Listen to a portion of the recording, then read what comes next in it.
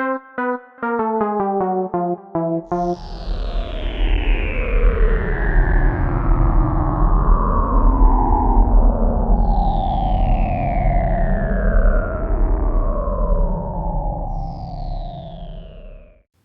context, I live in the UK. This was way back in 2016, when the killer clown epidemic was huge.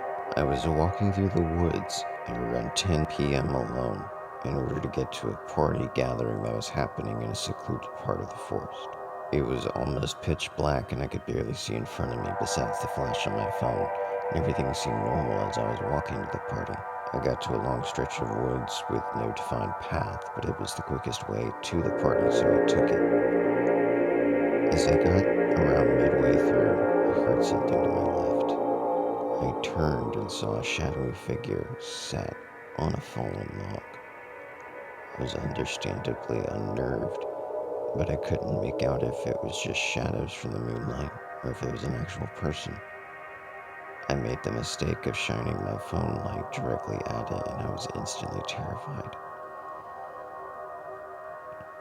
Sat there, alone in the middle of the woods, was a largish man, dressed as a clown, with full face paint and sporting the creepiest smile imaginable. I tried to call 5 different people as I was passing him, then I heard him get up behind me. I instantly started sprinting towards the end of the long stretch onto a path which had a barbed wire fence down the side of it. During this sprint, I was pretending to be on the phone with one of my friends and I could hear him running after me, but there was no chance in hell that I would be turning around to see if I was right. When I got to the path, I jumped over the fence as fast as I could and cut my hands open when I did. Turned around and kept running backwards as I saw the clown. Stood behind the fence, just staring at me and smiling. I didn't stop running until I got to the party, and I was scared for a very long time after this. You have to bear in mind that there were so many rumors of people getting killed by people dressed as clowns at the time, and while I will never know if the man had evil intentions or not, it was extremely strange and scary to live through.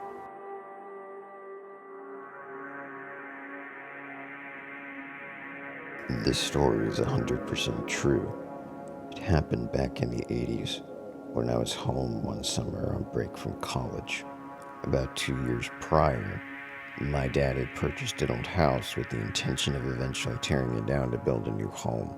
The house was built in 1916, and like most homes built in that era, it had a really unconventional floor plan. There was a central living room and kitchen like any other normal home, but the 3 bedrooms were more akin to separate apartments. Each had its own separate outside entrance, private bathroom, door that led to the common area, living room, and kitchen. Perhaps the place was originally intended to be a boarding house or something? I really don't know. The other thing that was a little creepy about the house was that it was all wood. The ceilings, the walls, the floors were all brown, and nothing was ever painted or plastered. My dad was a pretty cool guy. While he was waiting for permits and financing, he let 3 of my friends live there for free in exchange for watching the place. They had a lot of parties, but my dad didn't care as long as none of the neighbors complained. I went to a few parties there myself when I was lucky enough to be home from college. Eventually, 2 of my friends moved out, leaving my one buddy there to watch the mostly empty house on his own. He was not the type of person to be afraid of living alone in a half-empty house, so he was fine with the situation. I'm at home one afternoon when the phone rings. It's my buddy and he sounds terrified. He tells me to call the police and to meet him out in front of the driveway of the house, but under no conditions go in. I ask him why. He tells me that there's a crazy clown in the house. Apparently, he was sick with the flu in bed for the previous 2 days. When he finally felt well enough to go into the kitchen to get something to eat, he runs face to face with a crazy woman dressed in a clown-like suit and makeup, who starts screaming at him. It was then that he ran out of the house and called me in a panic from a nearby gas station. Call the police, and then drive over to the house, which was about 2 miles away. I find my buddy on the sidewalk out front and he's really shaken up. I ask him to describe what he saw, and he keeps saying that there's a crazy clown woman in the house. I ask for more specific details, and he describes her as dressed in a white clown suit with the red makeup smeared all over her face. He is a little sick, so he looks really bad, and honestly, he's freaking me out as well. There was no way in hell I was going to go into that house to investigate his story. After what seemed like an eternity, a cop shows up. My buddy tells him the exact same story. The cop then goes into the house while we wait outside. After about 5 minutes, he emerges, escorting a crazy clown woman who looks exactly as my friend described her. She has wild, unkempt brown hair and is wearing this weird baggy one piece, all white body jumper. What was really disturbing though was her face. She had a tube of lipstick which she crudely spread all over her cheeks in a failed attempt, I suppose, to make them look rosy. Although we were both freaked out, the cop thought it was hilarious. The clown woman claimed it was her house and then accused us of being on drugs and trespassing on her property. When the cop told her to get in the back of his squad car, she warned him that she had powerful friends in Tinseltown who would have him fired. When he comes back to talk to us, he tells us he can't arrest her for breaking and entering because the house is half abandoned. He said the best he could do is drive her a few blocks away and hope that she doesn't wander back. This, of course, freaks us out even more. Fortunately, though, when they ran a background check on her, turns out she has an outstanding warrant and would be going to jail instead. This was the last time we saw her. When we go back into the house, we find all kinds of crazy stuff written on the kitchen cabinets and the same red lipstick she rubbed all over her face. There was also some 10-day-old fish in the fridge that my friend never got around to eating that she cooked on the stove and ate. The really scary thing, though, was that this crazy woman was in the same house with my friend for at least a day while he was sick and semi-delirious in bed with a fever. She was probably harmless, but who knows what she would have done if she stumbled upon him while he was sleeping. His door was unlocked the entire time. Fortunately, she never did, as far as we know. One of the things she wrote on the cabinets and lipstick was her name. While I'm not allowed to disclose it here, I googled it and found a mugshot that was taken of her some years later.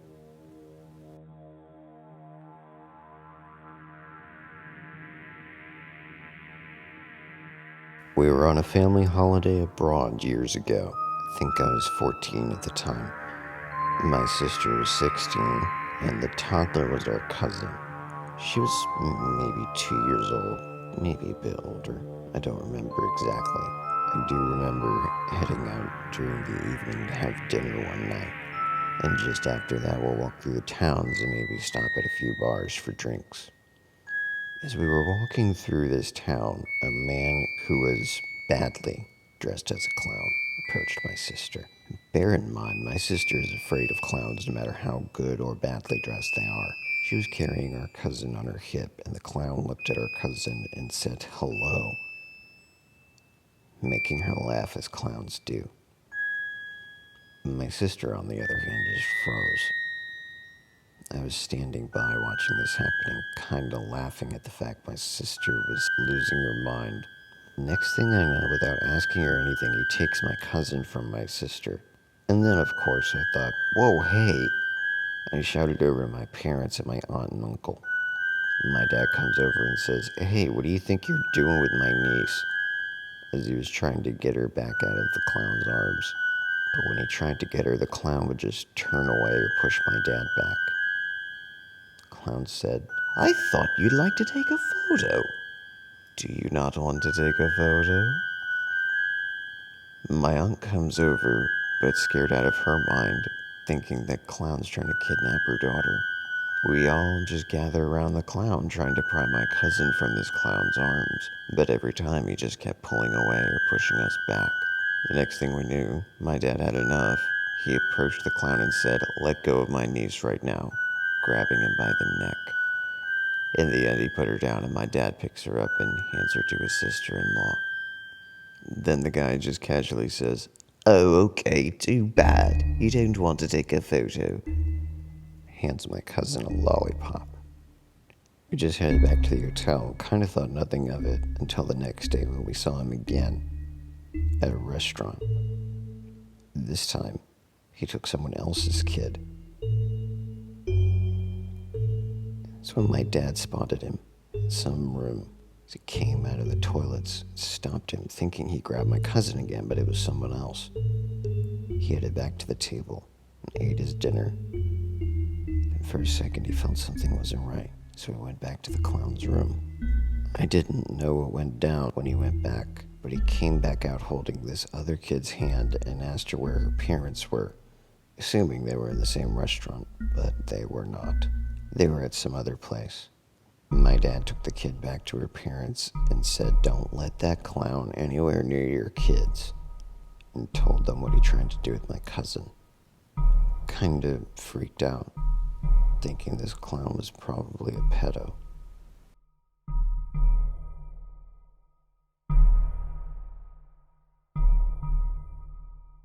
This happened around Halloween when I was about 11. I went to a haunted trail with some friends of mine from karate class. Place was your standard higher-end haunted trail. You know the kind, with heated ticket booth, concession stand, fire pit where the performers would take their breaks, as well as people who were cold standing in line. The guy introducing us to the trail told us up front that the actors in the trail wouldn't touch us and would be fired if they were caught doing so. So we enter the first part of the trail. It's the kind where there's themed structures, areas with a few winding paths through the woods leading between them. The paths were lit with red Christmas lights and had chains laying out the path. And there weren't really employers on the trails, just the themed zones at the beginnings and ends of trails. The longest one through the woods was the one that led from the clown section to the part that had a bunch of people with chainsaws toward the end. Something that's important to know about this place is that it was very professional looking. All the costumes and props could have been props in American Horror Story or Saw or something. The clowns all wore old-timey looking costumes that were authentic looking, professionally aged. Plus they wore makeup, not masks. A few dozen yards after leaving the clown house, a clown wearing a crappy polyester costume and rubber mask that couldn't have cost $20 walked out of the woods toward the trail. The fake bloodstains on his costume looked like ketchup, not the dark red stuff that stained the other clown costumes. I had really long platinum blonde hair at the time, so this dude stumbles up to me and yoinks my hair and holds it up. He pulls a very real kitchen knife, not painted to look rusty or anything, just a standard 9-inch or so knife with a dark handle, and gets his mask close to me. I could smell whiskey and cigarettes through it. He tells me in a thick southern accent, "You got some pretty hair. I think I'll take me some." He set the hand with the knife on my shoulder, and at this point, I stop having a silent emotional breakdown and tear away from the guy. Stomped on his foot and ran away. This made him drop the knife, which made a light metallic noise when it hit the ground. He cursed at me while I was running and watched him slink back into the woods away from the trail from a safe distance. Never heard anything more from him. When I was little, I just assumed he was a worker that didn't quite understand the rules. But as I got older, I realized two things. One, his costume and real knife wouldn't be allowed in this house. Two, with a better understanding of the area around the haunted trail, I realized that there was this trailer park known for drunk redneck antics and meth dealers in the direction he came from and returned to. I really don't think he was supposed to be there. For those of you who don't know, Ocean City, Maryland is on the eastern coast and has a large connection of streets running along a lengthy boardwalk oceanside with attractions and food and stores all along the way. I have been spending summers there my whole life up to the present date. I cannot give you an exact year except to say that I was very young, between the ages of 5 to 9, between years 85 and 89 respectively. It's as accurate as I can narrow this down. Along the boardwalk, at the time, they had an old school dunking booth. Unimportant, but Ocean City and its boardwalk has changed attractions and stores and restaurants through the years, so this booth is no longer there. but it functioned through the mid to late 80s and ceased, I believe, around the 90s. But I digress. They had this guy dressed as a clown that sat within the booth, half done white makeup, sometimes with a red nose, sometimes just paint, if I recall correctly. Sometimes the guy was smoking a cigar, his paint cigar wet from previous dunks in the water.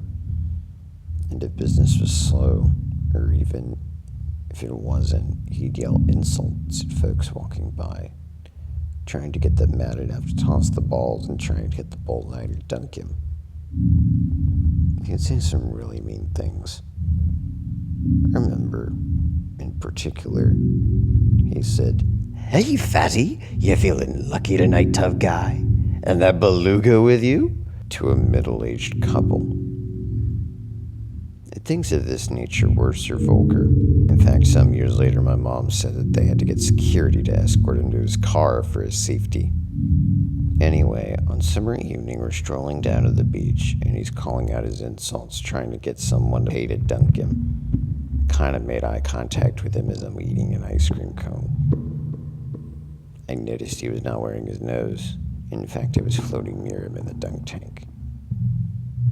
He looked straight at me and then started licking the transparent dunk tank wall. And he shouts to my mom and stepdad, "Hey, yeah, Mom and Dad. She looks like a tasty little snack." And licks the glass again. My stepdad, without even thinking, flicks him off. We scooted on by. He still made eye contact with me as Bong dragged me along, and I literally lost the top of my ice cream on the boardwalk, with him still licking the glass. The crowd filled in, and I never saw him again. In the summer of 2016, when all the weird clown stuff was happening, my little sister, my mother, and I went on a road trip to see my grandparents. Now at this point, we were on our way back home, and we were in Georgia. We stopped at a gas station around 6 a.m. It was still very dim outside. My sister and I were dead asleep until I heard my mom leave the car. My sister was still asleep. My sister and I were laying in the back seat. Her head was on the opposite side of the car, and we were directly next to each other on the seat, so I could see perfectly out of her side of the car window. Anyways, I wake up and I'm really groggy, but suddenly my attention is jerked to its maximum capacity when I heard a horrifying, pitchy laugh that didn't even sound real. In that moment, I thought I was in some weird, lucid dream state till I snapped back to reality. So I sat at 90 degrees and looked out of the windshield, and there was this man with a red balloon dressed in a very similar way to the original Pennywise, but dirtier, cheaper looking somehow. I watched in actual disbelief as he went from person to person, laughing in people's faces. He went up to a little girl and her mother, pinched her cheek, got up in her face and said something along the lines of, "Hey, princess, wanna be my friend?" When the mom hit him and screamed at him to get away, he started maniacally laughing again. Then he skipped over to my mom's car, saw me inside, literally shaking under my blanket, pressed his face up against the glass really hard, and started pointing and laughing at me. I pulled the blankets up above my head, but I could still hear him laughing. I swear I heard him try to jiggle the door handle a few times as well. The only thing that sent him away was the same mother of that little girl yelling at him, threatening the police. I heard him leave, and so when I sat back up, I saw him skipping away. He was still laughing. It almost sounded like gagging at this point. I mean, the dude was losing his mind. Later that day, and I honestly mean 45 minutes after he left, we came across an active missing persons search. in a forest by the road, not too far away from that gas station. I have no idea if he was involved, but I remember riding by and feeling like it could have easily been me or my sister. I was 15 then. Now I'm 19. I mean, I'm a 19-year-old dude, and I love horror movies, gore, scary stories, ghost hunting, and all that good stuff. But the details of this weird experience have never left my mind. Although I was really upset at the time, I'm glad I have an interesting story to tell. It's really scary to think about what could have happened if the car doors were unlocked or something. It makes me nauseous.